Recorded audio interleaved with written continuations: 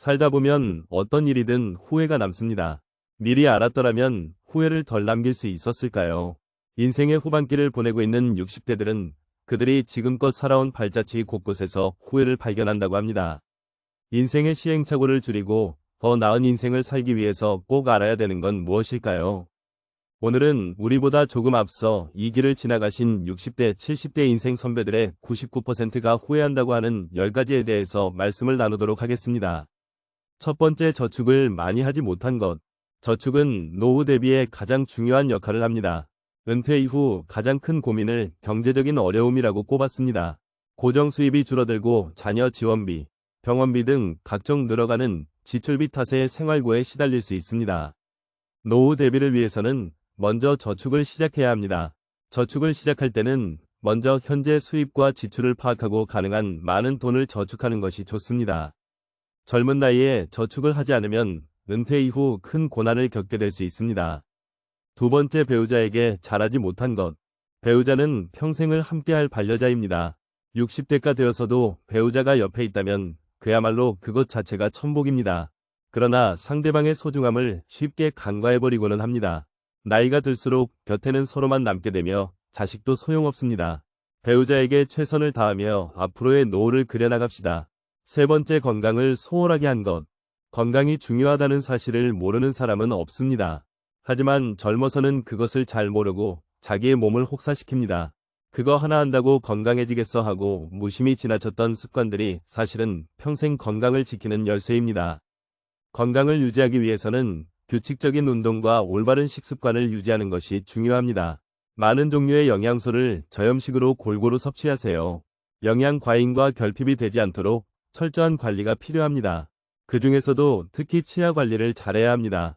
치아는 하루아침에 좋아지지 않기 때문입니다. 또한 건강검진도 정기적으로 받아 건강한 삶을 유지하는 것이 좋습니다. 건강한 삶은 노후에 대비하는 가장 좋은 방법입니다. 오래 사는 것이 기본인 시대에 우리는 유병장수보다는 무병장수로 가야 합니다. 네 번째, 자식과 대화를 많이 하지 못한 것. 자식들과 평소에 대화를 많이 하지 않았다면 노년의 소중한 친구 하나를 잃는 셈입니다.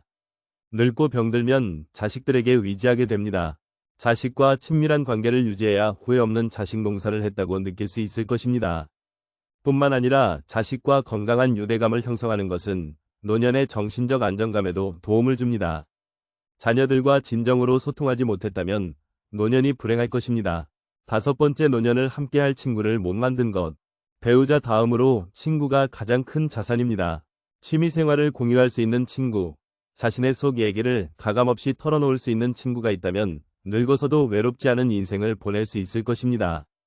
자식들은 바쁘다고 얼굴 보기가 어려울 것입니다. 만일 평생을 함께할 친구가 없다면 노년은 무척 외롭고 쓸쓸할 것입니다. 여섯 번째, 평생 할 수 있는 취미 만들지 못한 것. 취미라고 해서 골프 등과 같이 돈이 많이 들어가는 것일 필요는 없습니다. 등산과 가벼운 산책, 독서, 음악 감상 등과 같이 큰 돈이 필요 없는 것들도 많습니다. 취미를 갖게 된다면 평생 지루하지 않은 활력 있는 삶을 보낼 수 있을 것입니다. 또한 취미를 부부와 함께하는 것이 가장 좋습니다. 친구들과 어울려 친목을 도모할 수 있는 취미 생활도 추천합니다. 나이와 건강에 맞는 취미를 개발하는 것은 아주 중요한 노후의 요건임에는 틀림없습니다. 일곱 번째, 배움을 멈춘 것. 60대 공부하는 것은 지난 삶이 바빠서 하지 못한 공부를 하거나 여생에 필요한 지식을 습득하는 경우도 있고 또 단순히 시간을 보내는 한가로운 독서도 있습니다. 하지 못했던 배움을 한다는 것은 아주 소중한 시간입니다. 요즘에는 70대 이상의 노인들도 컴퓨터를 배우고 새로운 도전에 나서고 있습니다. 평생 공부하고 배우는 일을 멈춰서는 안 됩니다. 배우려는 열정이 있다면 인생 2모작, 3모작도 가능하다고 전문가들은 조언합니다. 여덟 번째, 일기를 쓰고 기록을 남기지 못한 것. 은퇴한 나에 생각해보면 자신이 살아온 인생이 험하고 덧없이 느껴질 때도 있습니다. 그럴 때 평생 자신이 걸어온 발자취를 돌아보고 정리하는 것이 필요합니다. 그렇게 하기 위해서는 젊어서부터 기록을 남기는 습관이 필요합니다. 일기를 매일 쓰라고 말하는 것은 아닙니다. 다만 틈틈이 기록하고 사진 등을 남겨놓으면 나중에 자신의 삶을 정리하는 데 도움이 될 것입니다. 아홉 번째, 연금과 보험을 들지 못한 것. 노년기에는 뜻하지 않게 목돈이 들어가는 경우가 많습니다. 대부분 건강과 관련된 비용입니다. 60년대생들이나 그 이전에 태어난 사람들에게는 노후 준비에 대한 접근 방식이 현대의 젊은 세대와는 다르게 해야 한다는 건데, 노후 준비 시간이 상대적으로 적다는 점을 감안하여 고령자를 위한 특화된 투자 상품을 찾아볼 필요가 있습니다. 예를 들어 안정적인 수익률을 제공하는 연금 상품이나 저위험 투자 상품 등을 활용할 수 있습니다. 또한 투자에 대한 전문적인 조언을 받기 위해 금융 전문가의 도움을 청하는 것도 좋은 방법입니다. 노후 준비는 재무적인 준비뿐만 아니라 건강 상태를 유지하는 것도 중요합니다. 이는 위료비 부담을 줄이는 데 도움이 될 뿐만 아니라 더 나은 삶의 질을 유지하는 데도 기여합니다. 한 살이라도 어릴 때부터 경제와 재테크에 관심을 갖는 게 중요한데, 이제는 선택이 아닌 필수인 시대인 것 같습니다. 이러한 돈을 아깝다고 생각하기보다 준비를 한다고 생각해야 합니다. 마지막으로 99%가 공감한 내 인생에 더 도전하고 여행을 많이 다니지 못한 것. 그때 했어야 했는데 그때 그 시절에 나만이 할 수 있었던 일이나 도전이 있었을 것입니다. 대부분의 사람들이 평생 살아오면서 가장 후회하는 것 중 하나가 도전을 하지 않았던 사실이라고 답했습니다. 이어 여행을 떠나지 않았던 사실을 안타까워했습니다. 자식 키우고 회사 일을 하느라 여유가 없었을 것입니다. 그래도 다른 돈을 아껴서 여행을 떠나라고 선배들은 조언합니다. 훗날 회상할 수 있는 좋은 추억을 마련해 놓는 셈입니다. 그동안 수고한 60대의 모든 삶을 응원합니다.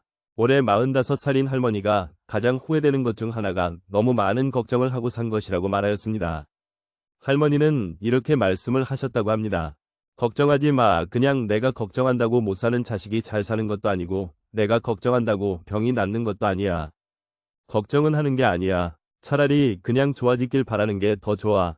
그리고 마지막에 죽을 때 웃는 사람이 행복한 줄 알았는데 그게 아니야. 평상시에 걱정 없이 행복하게 웃는 게 진짜 행복한 거야. 행복은 저축처럼 안 쓰고 모아둔다고 모아지는 게 아니야. 행복할 땐 그냥 걱정 없이 행복해야 돼. 평상시에 걱정 없이 행복한 것이 진짜 행복한 사람인 거야. 모아두었다가 꺼내 쓸 수 있는 게 행복이 아니야. 그냥 걱정하지 마. 편히 그냥 그렇게 웃으며 살아. 그게 최고야. 근데 그걸 그동안 못했어. 너무 늦게 깨달은 거지. 이 말을 보고 참 생각이 많아지더군요. 그동안 제가 어떻게 살았는지도 뒤돌아보게 되고 그랬습니다. 이럴 때 법정 스님의 말씀이 생각이 나네요. 과거를 후회하며 삶의 오답을 찾으려 하지 마라. 삶은 정답이 될 수 있고 오답도 될 수 있다. 즉, 삶의 정답은 없다. 개개인 모두가 정답이 될 수 있고 모두가 오답의 가능성도 있다. 그런데 우리는 끊임없이 정답을 찾고 쫓는 것에 습관이 되어 있다. 그러면서 후회를 한다. 그럴 필요 없다. 지금 내가 서 있는 이 자리가 내 자리이고 정답과 오답을 나누며 분별하는 마음이 괴로움을 가지고 오는 것이다. 정답이든 오답이든 그냥 그대로 다 받아들이면 그대로 정답이 되는 것이다. 여러분들의 후회되는 것들은 무엇이 있나요? 그리고 그 후회되는 것들을 하지 않기 위해 어떤 노력을 하고 있나요? 지금껏 쉴 틈 없이 달려온 여러분의 마음에 위로가 되는 좋은 글 하나 읽어드리도록 하겠습니다. 다들 마음을 내려놓고 영상의 소리에 집중해 주시길 바랍니다. 살면서 중요한 말은 여기 지금이다. 나는 위대 교수였다. 79세의 노인이다. 정신과 전문의로 50년간 15만 명의 환자를 돌보고 학생들을 가르쳐왔다. 퇴직 후 왼쪽 눈의 시력을 완전히 잃었다. 당뇨병, 고혈압, 통풍, 허리디스크, 관상동맥 협착, 담석 등 7가지 중병과 고달픈 스트레스를 벗삼아 어쩔 수 없이 살아가고 있다. 한쪽 눈으로도 아침이면 해를 볼 수 있고 밤이 되면 별을 볼 수 있다. 잠이 들면 다음 날 아침에 햇살을 느낄 수 있고 기쁨과 슬픔과 사랑을 품을 수 있다. 남의 아픔을 아파해 줄 수 있는 가슴을 가지고 있다. 세상을 원망할 시간이 없다. 지팡이 짚고 가끔 집 밖으로 산책을 했다. 한쪽 눈이지만 보이는 것만 보아도 아름다운 것이 많았다. 지금은 다리에 힘이 없어 산책이 어렵지만 계절이 바뀔 때마다 보이는 앞산 숲을 색깔이 아름답다. 감사하다. 인생이란 바로 여기와 지금이다. 행복을 느낄 시간과 공간과 사람은 바로 지금이다. 지금 여기에서 함께하는 사람들과 어울려 한 번이라도 웃으며 이야기를 나눌 수 있는 데가 바로 즐거움이다. 살아보니까 그렇다. 내 속에서 행복을 만드는 물질은 엔돌핀이다. 엔돌핀은 과거의 행복한 추억 때문에 생기는 게 아니다. 지금 내가 즐거워야 엔돌핀이 형성된다.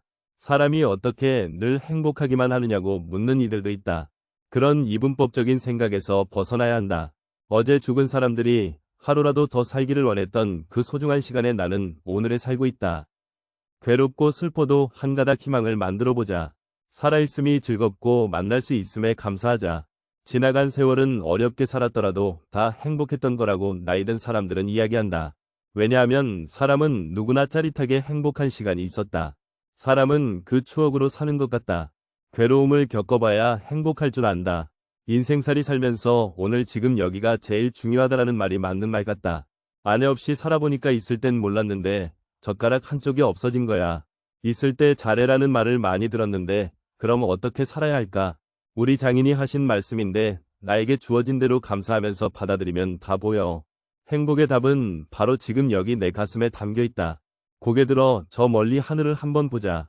이 영상을 보신 모든 분들은 오래오래 장수하시며 후회 없는 노후를 만들어 나가시길 간절히 기원합니다. 마지막으로 배우자의 소중함을 느낄 수 있는 어느 한 부부의 감동 실화를 말해드리며 영상을 마치겠습니다. 미안하지만 난 당신을 사랑하지 않아. 왜 결혼했는지 모르겠어 나는 말했다. 아내가 두 손으로 얼굴을 가리고 말없이 울었다. 난 미안했지만 등을 돌리고 집을 나왔다. 아내와 더 이상 살아갈 자신이 없었기 때문이다. 아내에게 이혼 서류를 꺼냈다. 집과 자동차 부동산과 현금 그중에서 당신이 30%를 가질 수 있어. 아내는 말없이 눈물만 흘렸다. 이튿날 집에 돌아와 보니 탁자에 아내가 써놓은 편지가 있었다. 눈물이 얼룩져 있어서 혹시 내 마음이 흔들릴까봐 읽지 않으려 하다가 나도 모르게 읽어내려갔다. 난 아무것도 원하지 않아. 다만 한 달쯤 시간을 갖고 싶어. 한 달만이라도 아무 일 없는 것처럼 대해줘. 아이 시험 기간이니까 신경 쓰지 않게. 그리고 이혼 조건으로 한 가지 부탁만 할게. 당신이 결혼 첫날 아침 출근할 때 나를 안아서 거실에서 현관까지 갔던 것처럼 한 달간만 그렇게 해줘. 이 여자가 미쳤나 이런 생각이 들었지만 한 달이면 끝날 일이니까라고 생각하며 그렇게 해주기로 했다. 첫날 거실에서 아내를 들어올려 안았을 때 몹시 어색했다. 몇 년간 우린 신체 접촉이 없었으니까. 10보를 걸어 현관까지 갔을 때 뒤에서 아이가 박수를 쳤다. 멋있다면서. 나는 아이에게 웃음을 지어 보이며 아내를 내려놓고 출근했다. 둘째 날은 첫날보다 나아졌다. 아내는 내 가슴에 적극적으로 기댔고 블라우스에서는 향기가 났다. 피부의 잔주름을 보면서 그동안 모르는 사이 이렇게 됐구나 하는 생각이 들었다. 나와 결혼해 이렇게 되었구나 생각하니 조금 미안했다. 셋째 날, 넷째 날 아내를 들어올렸을 때 오래전에 친밀함이 돌아오는 듯한 느낌이 들었다. 내게 자신의 10년을 바친 이 여자. 다음날 또 다음날 아내를 안아나르는 것이 익숙해졌다. 어느 날 아침 아내가 옷을 고르고 있었다. 옷들이 모두 커져버렸다며 투덜댔다. 그러고 보니 아내를 들면 들수록 가벼워지는 느낌이 있었다. 이혼 걱정에 야위어 가고 있는 중일까? 또 다른 아침 아들이 들어오더니 엄마를 안고 나갈 시간이에요라며 미소를 짓는다. 녀석에게 이 일이 이제 일상으로 자리 잡은 것이다. 아내는 아이를 꼭 껴안는다. 마음이 흔들리고 있다. 드디어 마지막 날이 왔다. 나는 아내와 헤어질 수 없다는 걸 알았다. 이혼을 취소하기로 했다. 회사에서 나온 뒤 꽃집에 들려 부케를 샀다. 부케에 나는 이제부터 죽을 때까지 당신을 아침마다 들어올릴게라고 써달라고 했다. 그리고 집으로 달려갔다. 여보 미안해. 우리 헤어지지 말자. 난 당신을 여전히 사랑해. 현관에 들어서자마자 나는 소리쳤다. 그런데 아무런 응답이 없었다. 안방으로 들어서자 아내는 잠든 듯 가만히 누워 있었다. 그녀는 숨져 있었다. 아내가 남긴 편지에서 위안 말기였다는 사실을 알았다. 아내는 자신의 시한부 삶을 받아들였고 아들에게 다정한 부모의 마지막 모습으로 기억하게 하고 싶었던 것일까? 부케를 떨어뜨리며 나는 주저앉은 채 아내를 안고 한없이 울었다. 위의 글은 외국인의 페이스북에 올라왔던 글입니다. 실화이든 소설이든 사연이 가슴을 아프게 하네요. 우리는 날마다 함께하고 가깝게 접하는 것들에 대해서는 귀하고 가치 있다는 것을 모르는 경우가 많습니다. 그것이 얼마나 소중하다는 것도 인식하지 못하죠. 그러다 내 곁을 떠난 후에 서야 깨닫게 되지요. 그때서야 가슴 치며 후회해도 소용없게 된답니다. 내 곁에 있는 소중한 사람, 오늘 하루 따뜻한 미소로 대하는 하루 만들어 보세요. 물고기는 물속에 있을 때는 그 어느 곳으로든 갈 수 있는 자유와 행복을 가지고 있습니다. 하지만 물고기는 자신이 자유롭고 행복한 존재라는 사실을 알지 못합니다. 사람들이 쳐놓은 그물에 걸려 땅 위에 올라오고 난 후에야 비로소 그때가 행복했었다는 사실을 알게 됩니다. 사람 또한 마찬가지 아닐까요? 가지고 있을 때는 모르다가 꼭 잃어버린 후에야 비로소 행복이 무엇인지 깨닫게 되는 못난 습성. 행복은 공기 같은 것입니다. 보이지도 않고 만질 수도 없지만 어느 곳에나 있는. 영국 속담 중에는 이런 것이 있습니다. 행복은 사라진 후에야 빛을 낸다. 사람들이 행복의 실체를 보고 만질 수 있다면 그것이 떠나가기 전에 소중히 다루련만 행복은 언제나 떠나가면서 제 모습을 사람들에게 보여준다는 말이겠죠.